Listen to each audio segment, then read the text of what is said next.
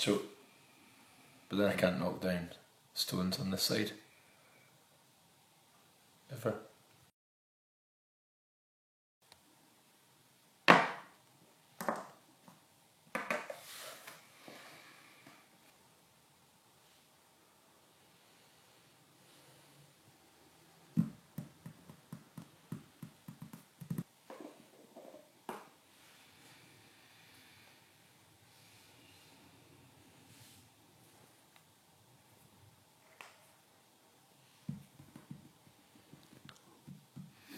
We are here watching Jerry and Ryan play a game of Shobu. Welcome to Consylvania.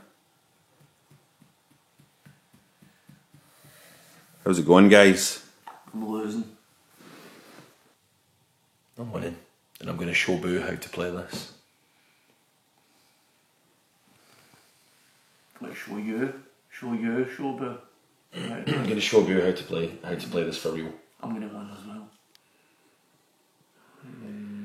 It's always important to make time for the analogue in a digital world.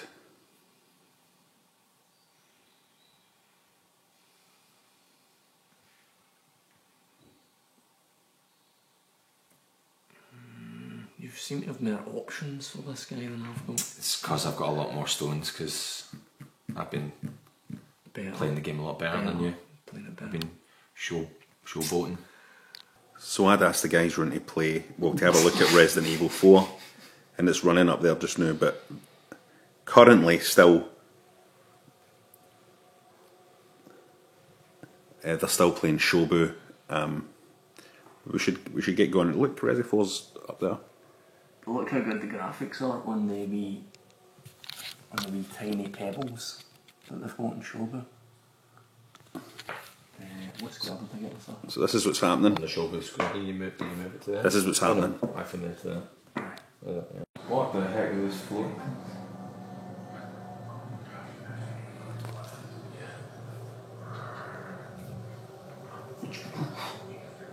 Are they?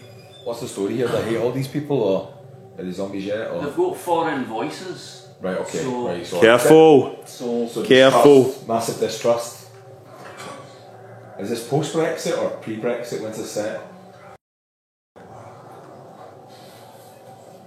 Get in there. Yeah. Just get in there. Is it?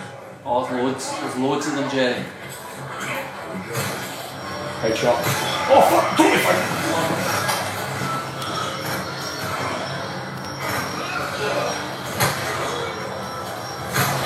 Oh! Oh, this is going very well.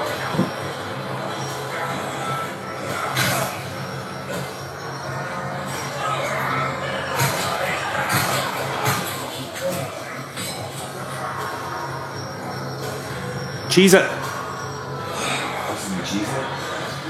Can I get out that close? Oh, aye, you go out there, aye, Jerry, aye, keep going, you go out there.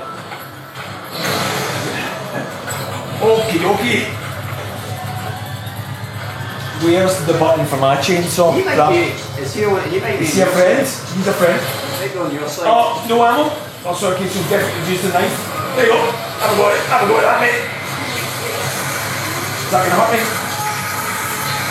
What's the button for dodge? What's the dodge button? I know this village for the back of my lawn, though, so this will be me. So Ryan is taking a wee look into the village now. Yeah, we don't want to run into the middle, because that'd be stupid, wouldn't it? If there's one thing Oh, they've seen me! Have you seen me? the middle. They've not seen me, it's fine.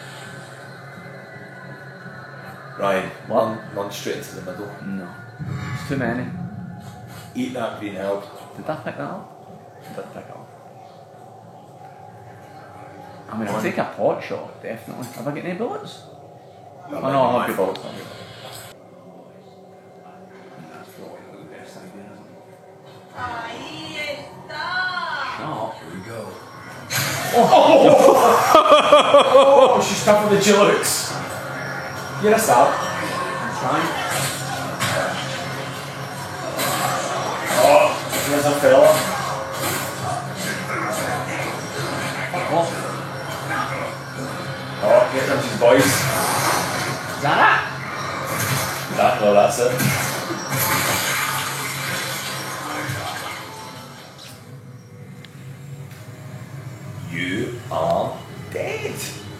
kind of just ran onto the end of her pitchfork there. Like, she didn't even have to stab me, I just kind of ran right onto the end of it. And So, welcome to being dead.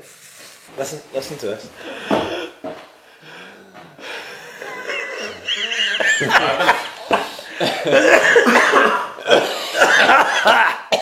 Hello. Well, we just want to have a wee chat about Resident Evil 4, the remake, because guys, I don't know if you remember this, but when the Resident Evil 2 remake came out, we all came round, remember? I do. And we had a go, and what were our perceptions of that remake? I believe we had quite a disappointing time with it, if I remember correctly.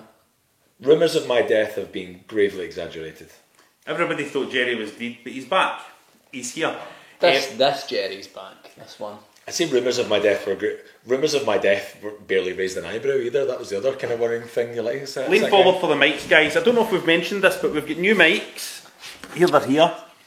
And yeah, so that's pretty good. So guys, we weren't happy about that Resident Evil 2 remake, were we? I don't have a seat. That Resident Evil 2 remake we weren't very happy about. So we were a bit worried about the Resident Evil 4 remake, right? Yeah, I came back from the dead because just to make sure that this was actually going to be a good remake this time. What did you actually think of Resident Evil 3? Just an interest.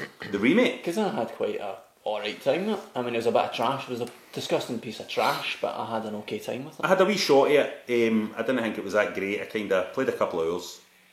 I finished it. I can't play any Resident Evil games, and you know this. Demonstrated. And you keep bringing me back to Why play can you not play them? Because I don't. Every fibre of my body jars with the being scared and being frightened. I don't like it. I can watch horror films because they just move on no matter what I do.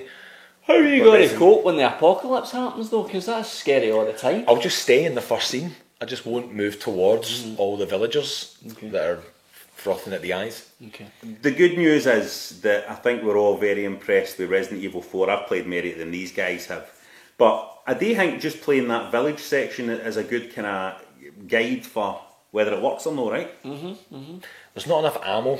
There's never enough ammunition. That's the point of the So you fucking start the game. game. The point is that. Yeah, but after you start the game and you fire all 7 bullets, and then you're like, You're thinking that it's some kind of design mistake that they've made. That Yeah, it's scary, but they want you to be scared. right. Well, And every time you play a game, you fire off 7 shots just to go right. That's the game started. That's what I do every game. Like that, just in the air. Just pop, pop, pop, pop, pop, just to make sure everything's working properly. It's a bit like revving your engine just to get it going. And So keep- bam, bam, bam, and then I've got no bullets left, and then I die. Jerry said a funny thing when we were playing it actually. Jerry said, he was making a joke, right, but he was saying, what's the button you press to do your superpower scanner thing to show you where all the baddies are, right? Boing, like But I think- Spidey sense or whatever. He was just making a wee joke there, but I think actually he ended up making a very, very profound point I often about modern game mechanics. Because here's the fact of the matter: two of the best games that have been released this year have been Metroid Prime on the Switch and Resi 4 Remake, and they're all games, right? And the reason why they've got it right, I think, doing these remakes is that they haven't leaned too far into modern game mechanics when they've been updating it. So there isn't any of that stuff. Because I wanted to use my kind of Spidey slingshot to get away from the villagers because I didn't have any bullets because I ran out of bullets straight away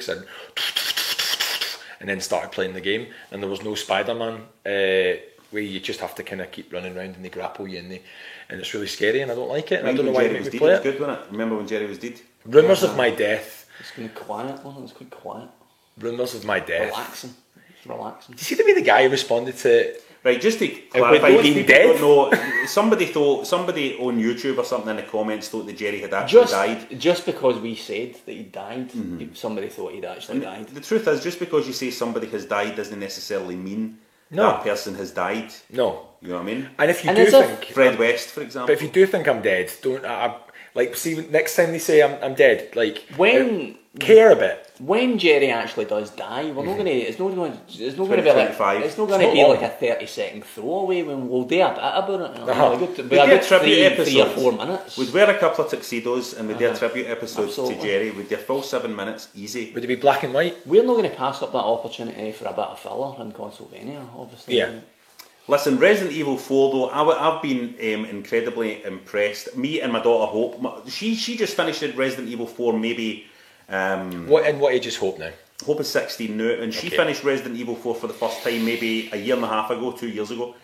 And so we were playing it together. I'll wait for you, and then we turned it on and we played it, and we were really panicking because I had said to her, "Oh, some reviews are moaning about the fact they've made the game a wee bit more serious than it used to be," and we were worried that Leon wasn't going to say, "Where's everybody gone? Bingo!" And it was there. Not only was it there, it was featured as the big standout line right at the end of the village attack section.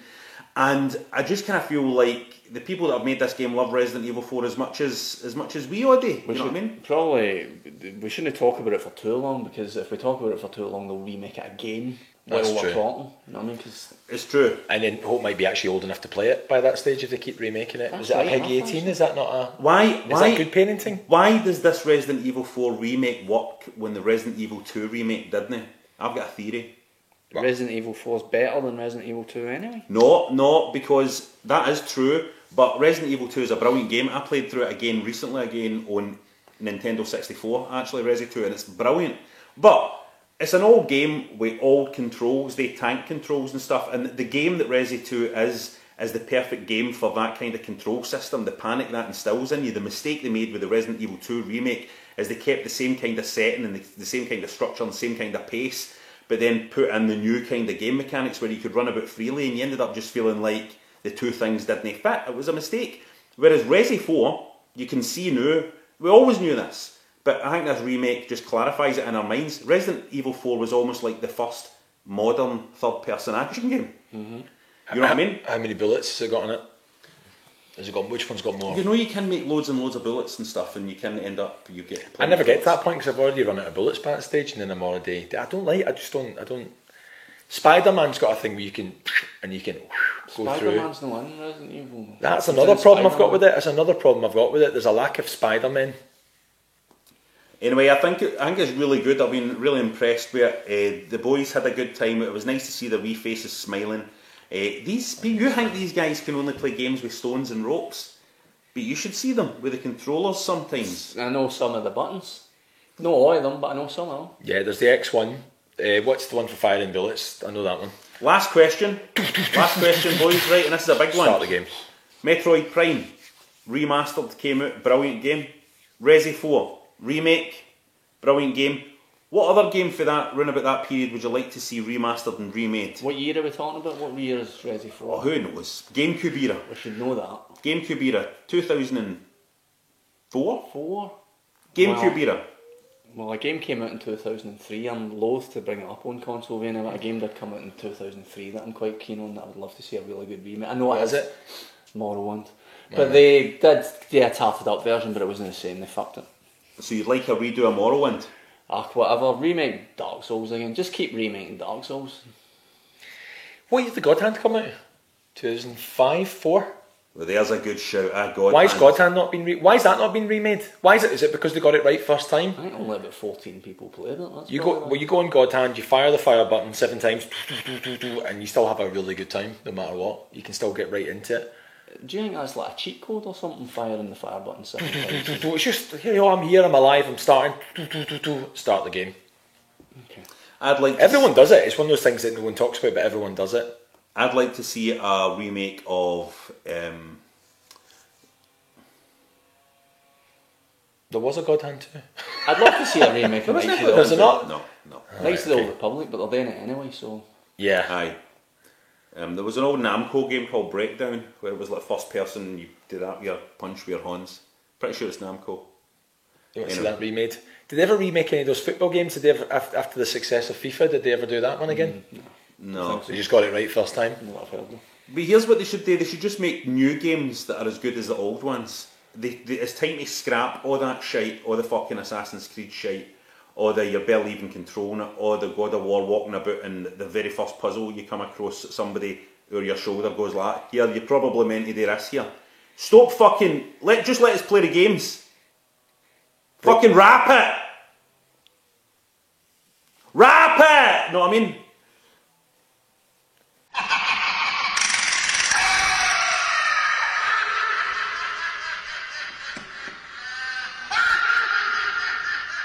Bayonetta Origins, Cereza and Lost Demon is its full title, is a game that really wasn't made for me. I'm 45-year-old man.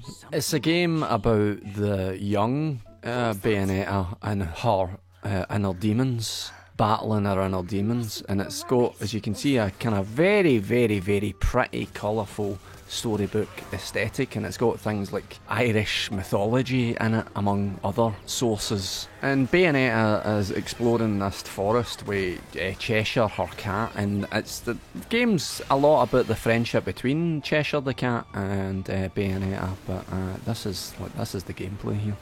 The Cheshire's got like elemental powers. I strongly get the impression that a lot of people like this game because they like the voice acting and it's quite cutesy, but a lot of the voices in it are very English, and no offence to you, but the Highland clearances weren't that long ago, so 5 out of 10. Have a Nice Death. For many years I think I'd have heard that title in quite a threatening tone, but in my advanced years I hear it as being quite compassionate now. I think that's quite a lovely thing that you can say to somebody. I think it should be how we say goodbye to each other, to be honest, when you get to my age. Have a Nice Death. In Have a Nice Death, death that you're looking at right there is buried in paperwork, how quirky, and has to go after all the department heads of the afterlife and give them a kicking to make them work harder so that the bureaucracy decreases. How quirky. The intricacy of the graphical style, I think, makes the blandness of the characters stand out far more. It's definitely a game that does some things incredibly well and other things leave you a bit meh. It's another roguelite, and it's getting to the point now with these games where I'm like, if this is what you're going to do, it's going to have to be quite original in every department. It's not just going to have to be nice looking. Having said that, most of the reviews for this game have been overwhelmingly positive, but I found it a bit tricky, so I'm just going to have to throw this game on the ever-growing, difficult but a bit boring pile, unfortunately. Figment 2, Creed Valley, is one of the I know what I just said about that last game there and how it needs to be more than just pretty, but this game is one of the prettiest. This is the very opening of the game where some water drops start to make a melody and kind of music starts to form, and it's one of the prettiest games I think that I've ever seen. Like, the intricacy of the detail that's in this game is absolutely beautiful. If you've been listening to me for years, you'll know yourself that music, in general, music is a big part of my life. I love music so much, and I always go on about the music in games, and this game is a very musical game. It reminds me, and quite a strange reference, it kind of reminds me of Blade Runner in so much as like the soundtrack to Blade Runner is unique in so much as it blends into the atmosphere of the game. It includes ambient sounds of the universe that the film is set in, and this game is so musically driven that it's part of the DNA of the game. The plot of Figment 2 Creed Valley is that you're inside a human mind that has a broken moral compass, and you have to battle and defeat nightmares that are in this mind that are to blame for the broken moral compass. Dusty, the main character here, is like a representation of the mind's courage, and he's got a wee bird pal called Piper. You'll be battling stress, anxiety and fear of the dark. It's basically just like being alive, except the graphics are better. It's fucking great. We can just fuck off. It's up to you. Alright then, well, let's just fuck off.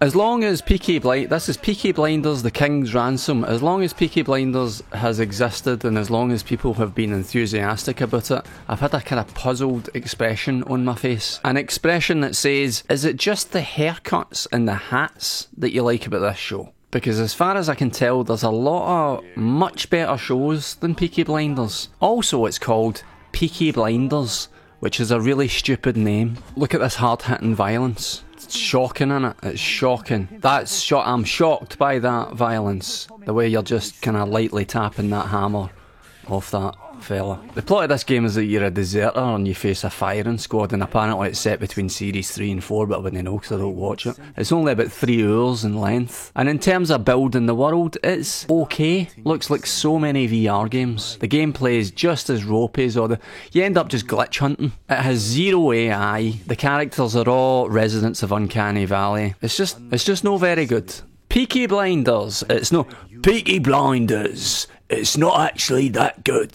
Storyteller, finally fully finished and fully released this month, holds quite an impressive accolade because it's technically it's 15 years in development, this game, because it was a browser game in 2008, I think, if I've got my facts straight, and they've spent all the time since 2008 expanding it out, making it more intricate and more polished, and you've still only got an experience that's a few hours long, but what a wee belter they've ended up with here. What I really enjoy about Storyteller is the experimentation that you have to go through to get the correct solution to the puzzle. There's an amount of experimentation that you have to do before you realise what characters are bringing what baggage to the party, sort of how each individual character is going to react in certain situations. It's a really fun, tactile feeling thing to play with. I think that's what they were going for. It's fun to play with, this game. No fun to play. It is fun to play, but it's also fun to play with. This perhaps isn't the most appealing endorsement that I'm making here, but it is really like a video game jigsaw puzzle. Like, everything fits in the right place.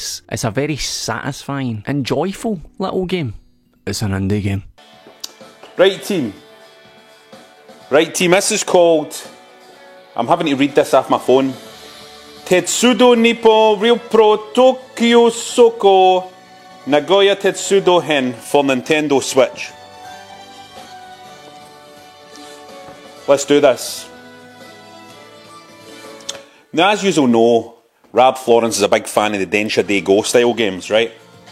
Train games. I love train games. I've loved train games for years and years and years. And a lot of people watch me playing my train games and they say, Robert, it doesn't look as if you're even doing anything here. So I'm going to try and... I love this game. And I'm going to try and explain to you my love for these kinds of games as I play, as I take you on a wee train ride, right? I'm using my Densha De Go controller for the Switch here, which gives me full control over all my... Okay, so I'm just waiting for the doors to close. Waiting for the doors to close.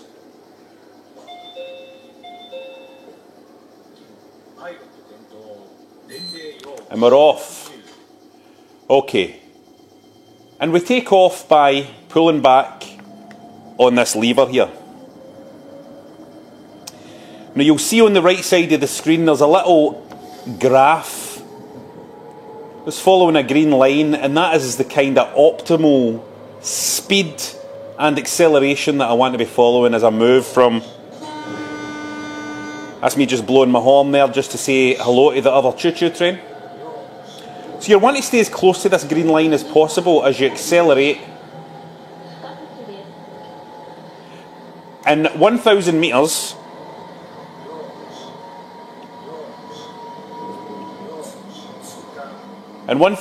there is going to be 700 metres now. There's going to be a 65 kilometres an hour limit, so I need to keep an eye on that.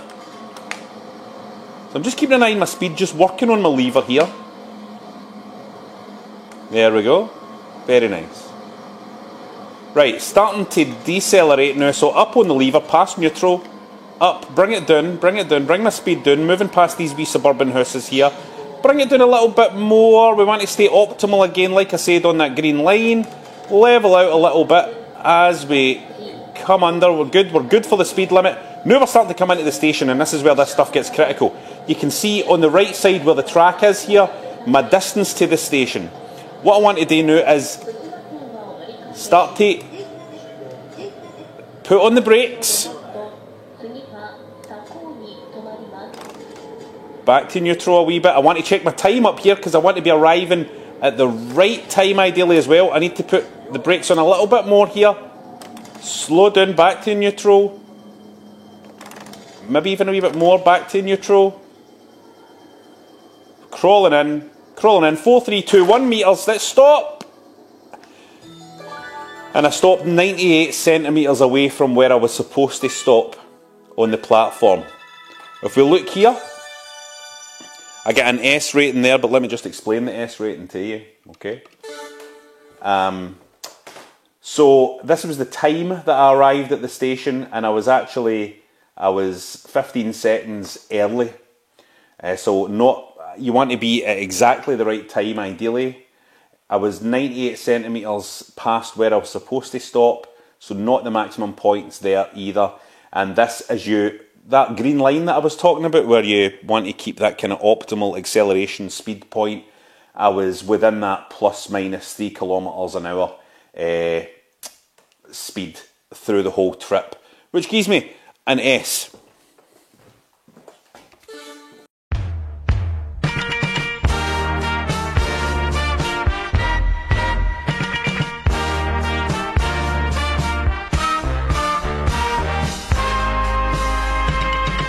I made a terrible mistake this month. When I was going through my old Google photos, I found screen grabs of Champ Manager 93 for the last time I played it, and I thought, I wonder if that's still available to play on archive.org, and it is. There's the URL right there. And I found myself stuck staring at these. Just automatically, somehow my mouse hand was just navigating through all these menu systems as if no time at all had passed, when actually like 30 years has passed. And I'm astonished, absolutely astonished by the amount of contentment that I get just for looking at this. Basically, this is what you look at when you're playing a match. 2 words alternating on screen, and I thought, I wonder what it's like with the modern football management games. Let's have a shot at them. So here we are playing Football Manager 2023, the most recent football manager that you can play, and this is the only, I'm not joking, the only fun that I had playing it. Once you get past the vaguely amusing character selection screen, you're just met with a barrage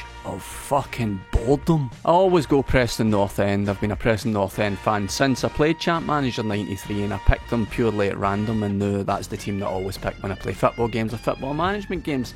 But as I say, Football Manager 2023 manages to cram so much text, so many systems, so many points of tedium. For example, here I am where I will spend most of the game in my email inbox reading my fucking emails. And I'm inside a game, but I'm reading fake emails for my fake job.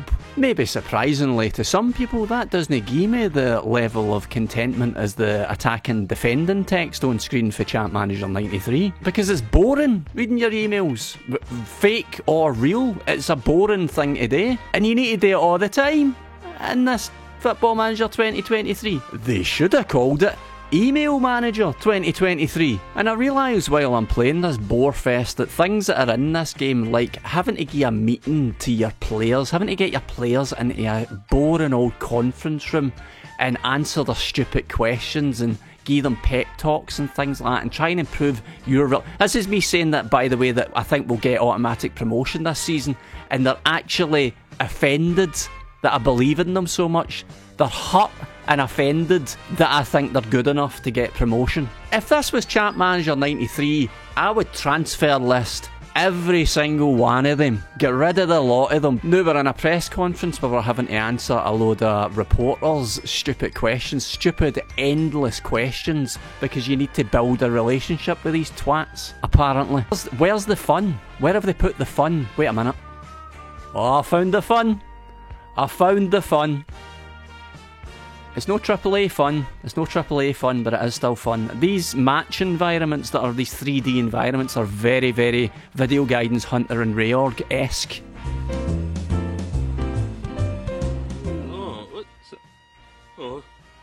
There's nothing doing there. Where is that? There's nothing doing there, Ryan. Like it. The world is...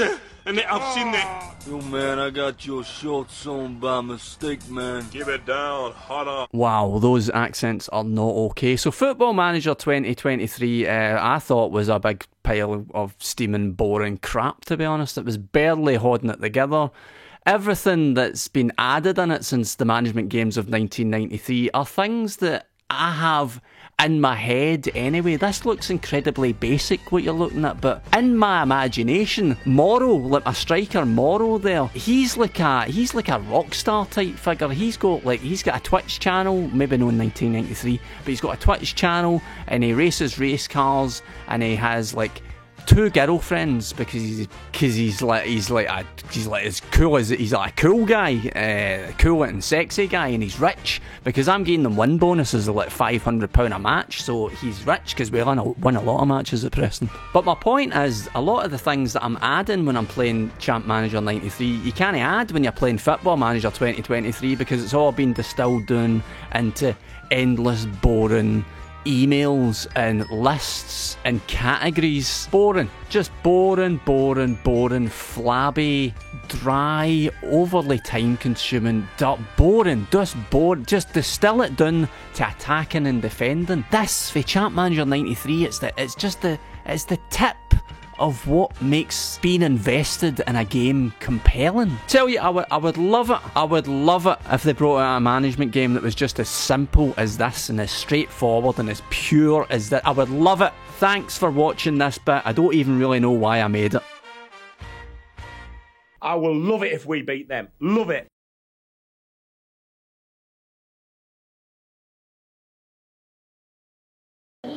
This game is just really all about trying to be the best train driver that you can be, by giving people the best possible trip on a train that you can manage, and by being thoughtful about the passengers at the following station.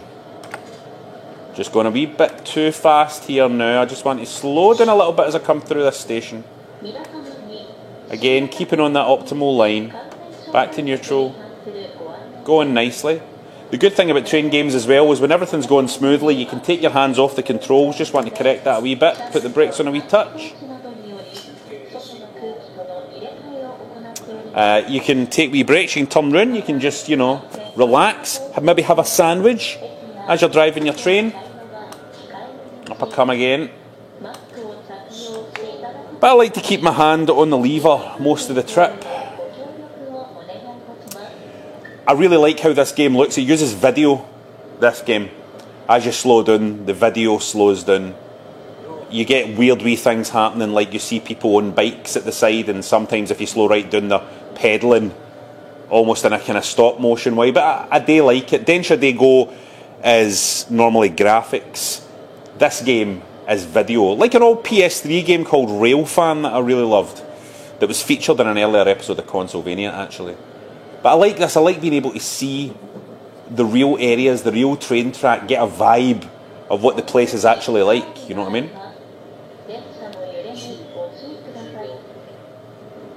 I want to give you the experience here. What I'm doing here is giving you the experience of if you actually lived with me, if you were my wife, for example, then this would be what you'd be able to enjoy if you were Rab Florence's wife. You'd be able to sit on the couch over there where you are and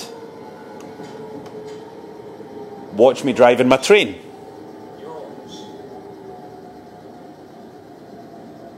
Down we come. And again here we're just lowering speed here.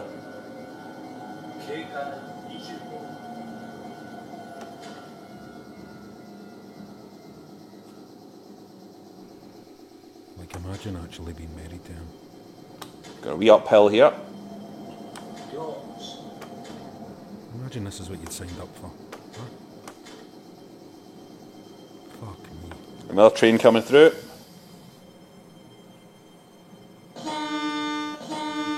We'll give him a wee peep. Jesus Christ.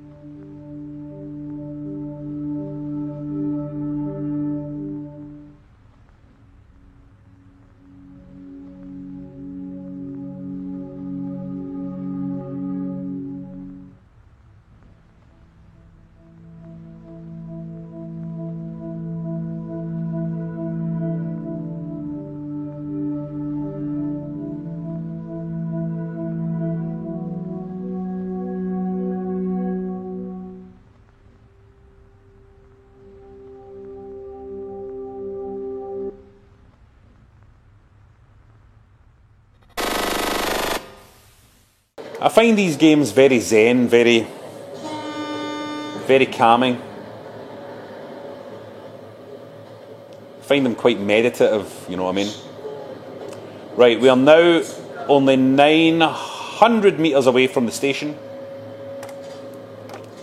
Let's try and give them a nice experience as we come in to this station.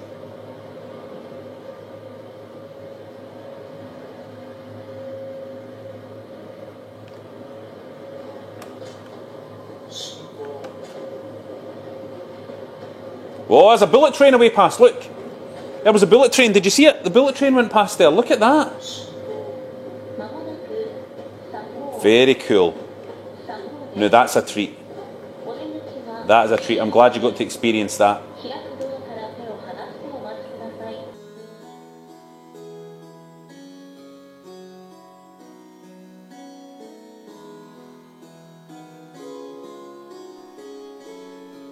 It's a fucking shame for him, in a way.